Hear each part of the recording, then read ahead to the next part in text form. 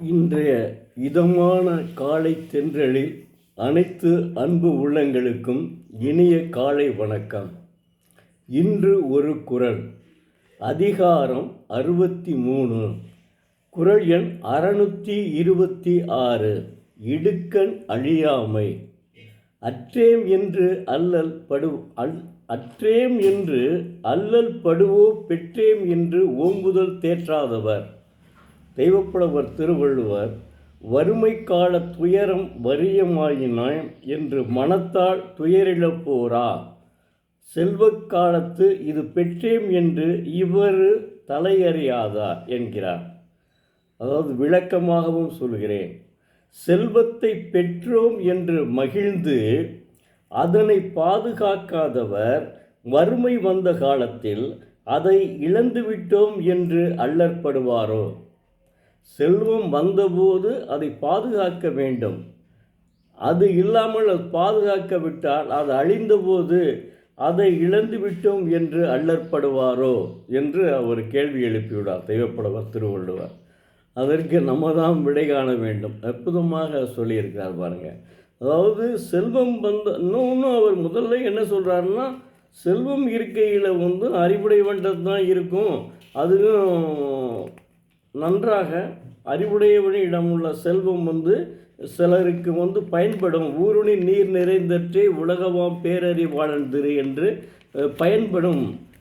அறிவுள்ளவனுடைய செல்வம் அது வேற. அது என்ன செஞ்சிடறாருன்னா, ஈதல் கொடுக்க வேண்டும் அப்படின்றத சொல்கிறாரு. இந்த இடத்துல அவன் பாதுகாக்காமல் செலவழிச்சினான். ஊதாரித்தனமாக செலவு பண்ணிக்கிறான். அதைத்தான் சொல்கிறார் இந்த இடத்துல. ஒவ்வொன்றையும் நீங்கள் இது அவர் என்னடா இப்படின்னு சொல்கிறார் அப்படின்னு சொல்கிறார் நினைக்கக்கூடாது. அடுத்த ஒரு குறள், அதிகாரம் 68, வினை செயல் வகையே, 676. முடிவும் இடையூறு முற்றியாங்கு எய்தும் படுபயனும் பார்த்து செயல். தெய்வப்புலவர் திருவள்ளுவர், வினை செய்யுங்கால் அது முடிவதற்குள்ளதாம் முயற்சியும் அதற்கு வரும் இடையூறும் அது நீங்கி முடிந்தால்தான் எய்தும் பெரும் பயனும் சீர்தூக்கி செய்க என்கிறார். விளக்கமாகவும் சொல்கிறேன். தொழில் செய்யும் போது அது முடிவதற்கு உண்டான முயற்சியும் அதற்கு உண்டாகும் இடையூறும் அது நீங்கி முடிந்தால்தான் அடையும் பெரிய பயனும் ஆகியவற்றை சீர்தூக்கி பார்த்து செய்தல் வேண்டும்.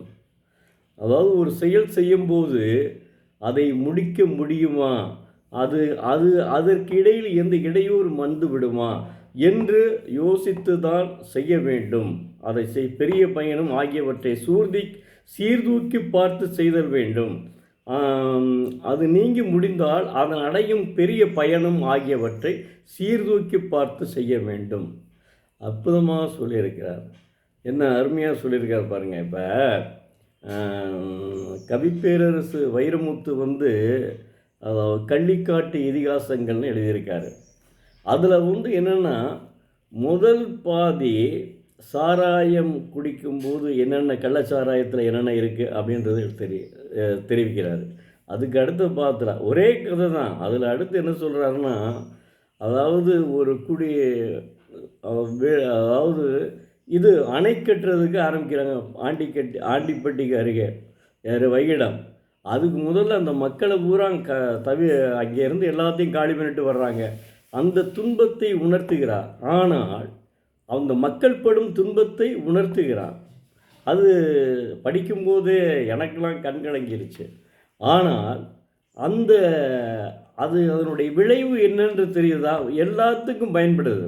அது ஊர் மக்களுக்கு மட்டும்தான் அது அதாவது கண்ணீர் தன்னுடைய ஊரை அப்படியே கலடிட்டு போகிறாங்களே, ஊரை விட்டுட்டு போகிறவேன்னு சொல்லி, அது ஊர் மக்களுக்கு மட்டும்தான்.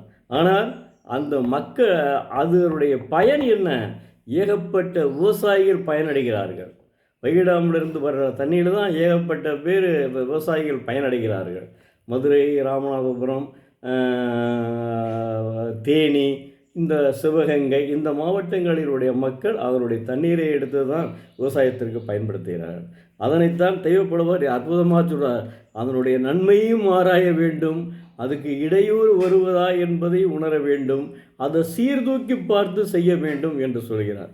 2000 ஆண்டுகளுக்கு முன்பு அவர் சொன்னது அந்த அணை அதுக்கப்புறம் கட்டுச்சு. பாருங்க. அதனால எதற்கெடுத்தாலும் தெய்வப்புலவர் திருவள்ளுவர் சொல்லும் காரணங்கள் அற்புதமாக இருக்கும். நன்றி. நாளை மீண்டும் பார்ப்போம்.